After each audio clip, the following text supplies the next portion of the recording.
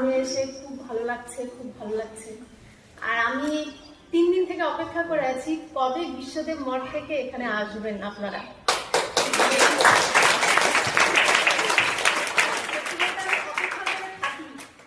কবে আপনাদের সংস্পর্শে আসবো, আসতে পারবো। মানে এত মানে বাইরে থেকে দেখে মনে হয় খুব সাধারণ, কিন্তু ভেতর থেকে আপনারা এত অসাধারণ যে এগুলোকে ভাষায় প্রকাশ করা যাবে না। খুব ভালো লাগে ভালো লাগে।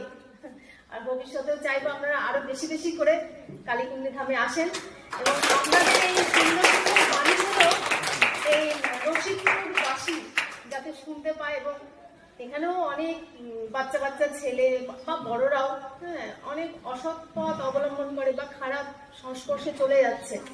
আপনাদের সংস্পর্শে এসে যদি তাদের জীবনটা একটু উন্নত হয়